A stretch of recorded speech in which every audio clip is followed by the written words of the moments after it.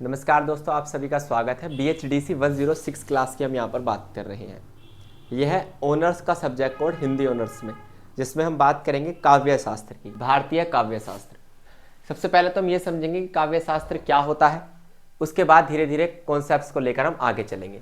Hindi honours के यदि कोई भी क्लास आपको किसी भी सब्जेक्ट कोड की चाहिए तो आप कॉमेंट कर सकते हैं, और साथ साथ इसके पेड नोट्स आपको मिलेंगे जो स्क्रीन पर नंबर दिखाई दे रहा है उस पर। देखिए, भारतीय काव्य शास्त्र में जो इंपॉर्टेंट क्वेश्चंस बनते हैं उनकी बात करते हैं। सबसे पहले आज का जो पहला कॉन्सेप्ट है हमारा, दैट इज काव्य शास्त्र क्या होता है। दोस्तों, दो शब्द है काव्य शास्त्र के अंदर, एक है आपका काव्य और दूसरा होता है शास्त्र। तो शास्त्र का क्या मतलब होता है? शास्त्र शब्द जहां भी लगता है वहीं इसका मीनिंग होता है अध्ययन करना। तो जहां पर काव्यों का अध्ययन किया जाता है, काव्य के विभिन्न रूपों का अध्ययन किया जाता है, आप कह सकते हैं जहां पर काव्य के विभिन्न रूपों का अध्ययन किया जाता है उसे हम काव्य शास्त्र कहते हैं। जैसे कि काव्य के विभिन्न रूप कौन से हैं भाई? छंद हो सकते हैं, छंदों में आप कहेंगे दोहा छंद है, चौपाई छंद है, इसके अलावा आपने सोरठा सुना होगा, फिर कवित्त छंद आता है, सवैये छंद है और आम सामान्य कविताएं हैं। इन सभी प्रकार के छंदों को, इन सभी प्रकार के काव्य रूपों को समझना काव्य शास्त्र कहलाता है। आपका बार बार एग्जाम में छपने वाला सवाल है। देखिए, भारतीय साहित्य कला का एक महत्वपूर्ण अंग है जो काव्य यानी कि कविताओं के सिद्धांतों, कविताओं के सौंदर्य शास्त्र यानी कविता की सुंदरता, और साथ साथ आप कह सकते हैं कविता की संरचना का अध्ययन करता है कि कोई भी कविता कैसे निर्मित होती है, कोई भी कविता के पीछे क्या संरचना होती है, कैसे उसमें अलंकारों का इस्तेमाल किया जाता है, कैसे कविता के अंदर छंदों का इस्तेमाल किया जाता है, चाहे 2 लाइनों का दोहा हो, 4 लाइनों की चौपाई हो या फिर 6 लाइनों का सोरठा हो। दोस्त, हर प्रकार का छंद कविता में कैसे इस्तेमाल होता है, इसे हम काव्य शास्त्र में समझते हैं। काव्य शास्त्र अपने आप में एक साइंस है, एक विज्ञान है जो हमें यह समझाता है कि काव्य यानी कि कविता कैसे बनती है, काव्य को बनाने का उद्देश्य क्या है, और साथ साथ काव्य या पाठक के मन में काव्य क्या प्रभाव डालता है, इस सभी को समझना। कुल मिलाकर आप कह सकते हैं कविता के ओवरऑल रूप को समझना, कविताओं को समझना, कविता की संरचना, उसके सिद्धांतों को समझना, कविता के महत्व, उसके उद्देश्य को समझना, और कविताएं पढ़ने के बाद पाठक के मन पर उसका क्या प्रभाव पड़ेगा, इसका पहले ही अनुमान लगाना, ये सब कुछ हम काव्य शास्त्र के अंदर पढ़ते हैं। दोस्त, प्राचीन समय से ही काव्य शास्त्र क्या होता रहा है? विकसित होता रहा है, और धीरे धीरे आज भी इसका विकास हो ही रहा है। बात समझ में आई? आगे देखिए, इसी में ही इंपॉर्टेंट फैक्टर है कुछ काव्य शास्त्र से संबंधित प्रमुख आचार्य और उनके द्वारा दिए गए सिद्धांत। जैसे भरत मुनि का नाम आपने सुना होगा, इन्होंने नाट्य शास्त्र दिया था जो कि नाटक विज्ञान के नाम से जाना जाता है, और सारे रस का सिद्धांत जो भी आप कहेंगे 9 रस हम हिंदी में यूज करते हैं, उनका सिद्धांत भरत मुनि ने ही अपनी पुस्तक के अंदर दिया था। इसके अलावा आनंदवर्धन का नाम आपने सुना होगा, इन्होंने ध्वनि सिद्धांत दिया था। अभिनव गुप्त ने रस का विस्तृत विश्लेषण किया था। रस के सिद्धांत को दिया किसने था? रस के सिद्धांत को भरत मुनि ने दिया था, लेकिन वास्तव में रस के सिद्धांत का विश्लेषण किसने किया? रस के सिद्धांत को हमें समझाया किसने कि कौन से रस का इस्तेमाल कहां पर किया जाता है या किया जाना चाहिए, इस सभी चीजों को हमें अभिनव गुप्त ने दिया था। मम्मट का योगदान बहुत इंपॉर्टेंट है। मम्मट जो काव्य शास्त्री रहे, इन्होंने काव्य प्रकाश में काव्य के तत्वों का समन्वय किया है। दोस्तों, ये इंपॉर्टेंट है, इनके बारे में हम आगे भी बात करेंगे, इन पर बार बार एग्जाम में सवाल भी आता है। राजशेखर की बात करें तो काव्य मीमांसा में काव्य की विविधता के बारे में बात की थी इन्होंने कि कविताएं किस तरीके से अलग अलग विषयों पर लिखी जाती हैं, अलग अलग भावनाओं में समाहित होती हैं कविताएं। तो काव्यों की विविधता के बारे में हमें किसने बताया? राजशेखर ने। तो कुछ प्रमुख आचार्य काव्य शास्त्री और उनके द्वारा रचित रचनाएं भी मैंने आपको यहाँ पर बता दी हैं। आगे क्या आता है? इसी में कॉन्सेप्ट आता है कि काव्य शास्त्र किन किन तत्वों से, किन किन एलिमेंट्स से मिलकर हमारा काव्य शास्त्र बना होता है, उसको समझिए। देखिए, सबसे जरूरी है जब हम काव्य शास्त्र पढ़ते हैं तो हम रसों को पढ़ते हैं। रस में आनंद और अनुभूति रस। देखिए, भारतीय काव्य शास्त्र में रस का सबसे ज्यादा महत्व है। भरत मुनि ने अपनी पुस्तक नाट्य शास्त्र में रस को काव्य की आत्मा कहा है। इस बात पे आप स्टार लगा लीजिए। यानी कविताएं यदि लिखी जाती तो उनमें कोई ना कोई रस जरूर होगा, चाहे वो वात्सल्य रस हो, श्रृंगार रस हो आपका, या फिर आप कह सकते हैं हास्य रस हो, व्यंग हो, कुछ भी हो, लेकिन कोई ना कोई रस हर कविता के अंदर होता है और वो कविता की आत्मा के रूप में काम करता है। रस को कितने प्रकारों में बांटा गया है? 9 रसों में बांटा गया है। जैसे आपने श्रृंगार रस का नाम सुना होगा। हालांकि श्रृंगार रस के 2 पक्ष होते हैं, एक संयोग पक्ष जो मिलान को दिखाता है ना, मिलाप को दिखाता है, और एक वियोग पक्ष जो जुदाई को दिखाता है। ऐसी कंडीशन में आप कहेंगे रस के दोनों ही प्रकारों में श्रृंगार रस का इस्तेमाल होता है। इसके अलावा वीर रस है, वीर रस के अलावा करुणा रस जो दया को दिखाता है। वीर रस ज्यादातर उन कविताओं में आपको देखने के लिए मिलेगा जो राजा महाराजाओं की प्रशंसा करती हैं, जो कविताएं राजा महाराजाओं की वीरता को दिखाती हैं, ऐसी कविता वीर रस से ओतप्रोत होती हैं। बात करें काव्य शास्त्रों में अलंकारों का भी ज्ञान दिया जाता है। अलंकारों का क्यों इस्तेमाल किया जाता है? ताकि कविता का सौंदर्य बढ़े। कविता की सुंदरता बढ़ाने के लिए शब्द अलंकार और अर्थ अलंकार दोनों स्तरों पर अलंकारों का यूज होता है। कुछ अलंकार शब्दों में लगते हैं, जैसे अनुप्रास अलंकार है, पुनरुक्ति प्रकाश अलंकार है आपका, है ना। कुछ अलंकार अर्थों पे लगते हैं, जैसे आपने देखे होंगे बहुत सारे अर्थ अलंकार हम पढ़ते हैं, विरोधाभास अलंकार है, अतिशोक्ति अलंकार है, ये अर्थों पर लगते हैं। तो अर्थ अलंकार हो चाहे शब्द अलंकार हो आपके, ये दोनों ही अलंकार काव्य शास्त्र में हम पढ़ते हैं और ये समझने की कोशिश करते हैं कि कैसे अलंकार किसी भी काव्य की सुंदरता को बढ़ा देते हैं। आगे चले, देखिए काव्य शास्त्र के अंदर ही हम ध्वनि का सिद्धांत पढ़ते हैं, जो किसने दिया था? आनंदवर्धन द्वारा दिया गया था।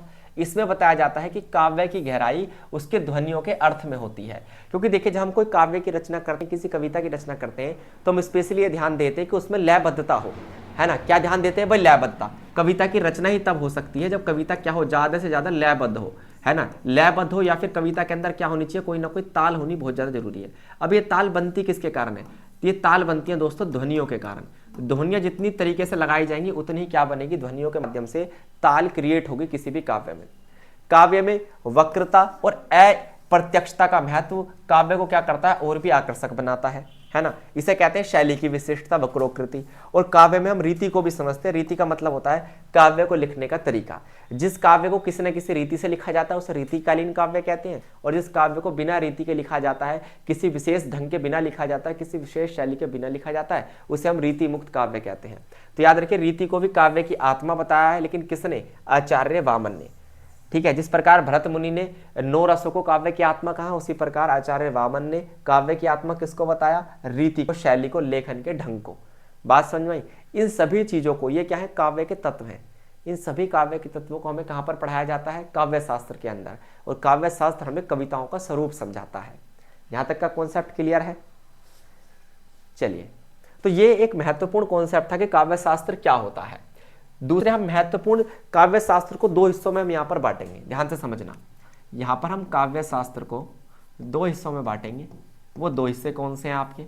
एक तो है आपका, आप कहेंगे सर रीतिकालीन काव्य, रीतिकालीन काव्य, और दूसरा आप कहेंगे, साफ साफ आपको दिखाई दे रहा होगा, पूर्व रीतिकालीन, है ना, यानी रीतिकाल से पहले।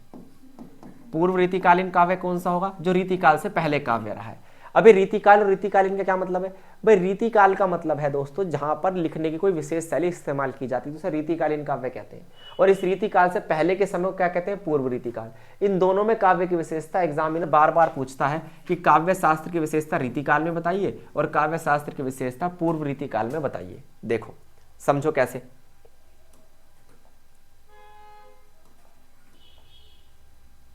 देखो, रीतिकाल से पूर्व काव्य शास्त्र कैसा था?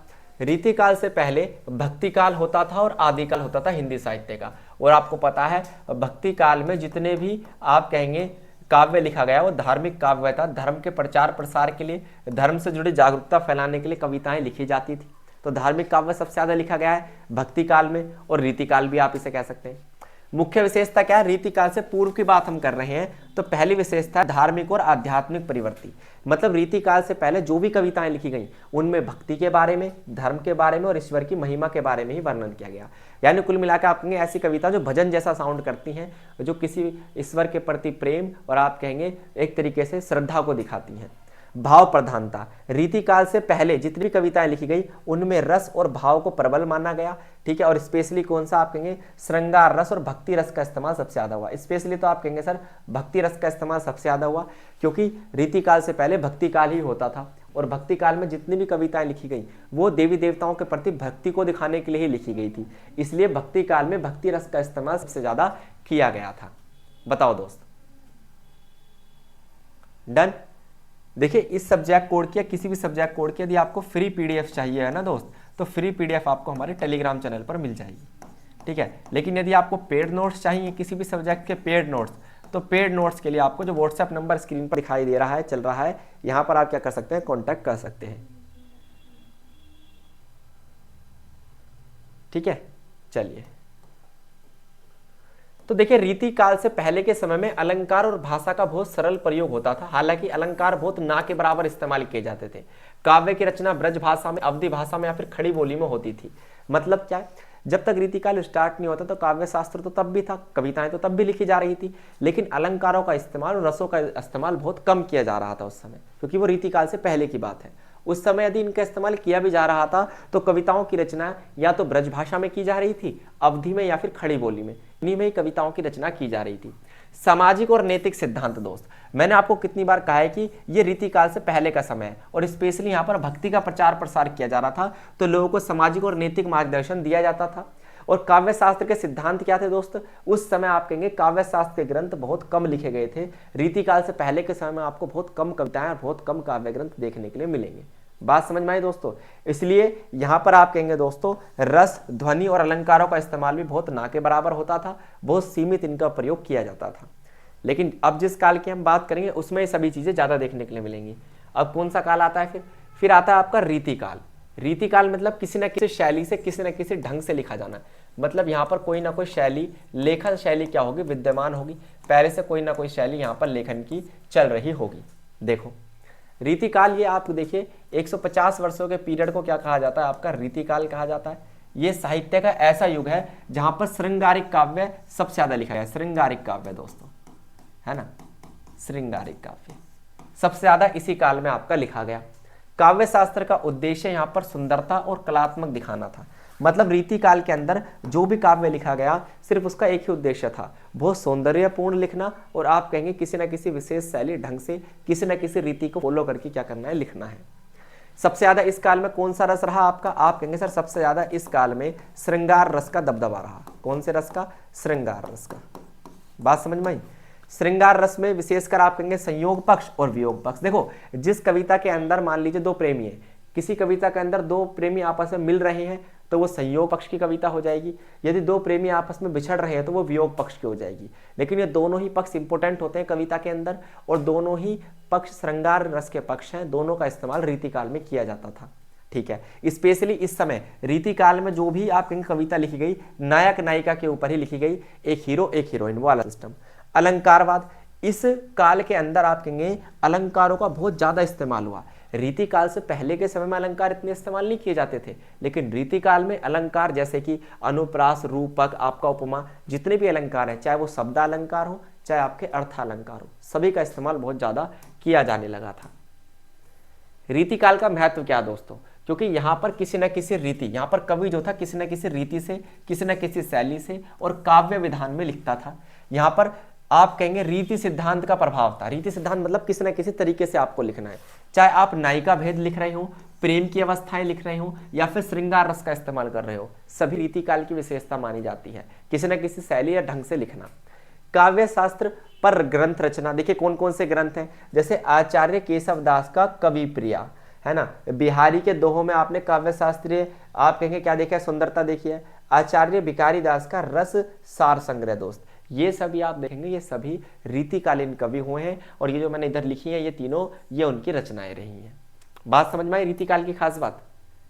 चलिए दोस्त, अब हम बात करेंगे रामचंद्र शुक्ल का रस सिद्धांत और रामचंद्र शुक्ल का काव्य परिशोधन। ध्यान से समझना, रामचंद्र शुक्ल का नाम आप सभी ने सुना होगा दोस्तों, हिंदी साहित्य के प्रमुख आलोचक और आप कहेंगे विचारक रहे हैं। आलोचक कौन होते हैं, जो दूसरे लेखकों की रचनाओं में आप कहीं ना कहीं उसकी आलोचना करते हैं। आलोचना का मतलब सिर्फ कमियां ढूंढना नहीं होता, उसका परीक्षण करना होता है कि क्या ये काव्य शास्त्र के नियमों का पालन कर भी रहे हैं कवि या नहीं।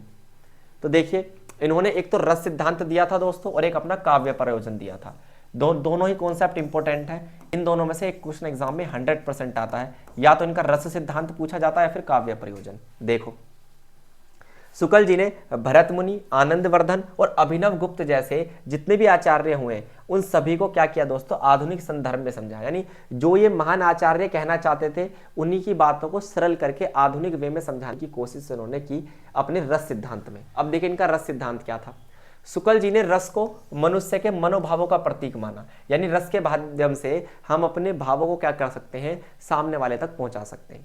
मान लीजिए अब हमारे अंदर बहुत ज़्यादा प्रेम उमड़ रहा है तो हम वात्सल्य रस का इस्तेमाल कविता में करके अपने भाव को पहुंचा सकते हैं। यदि हम आप कहेंगे जुदाई वाला फील कर रहे हैं तो हम श्रृंगार रस के वियोग पक्ष का इस्तेमाल करके अपने भाव सामने वाले तक पहुंचा सकते हैं।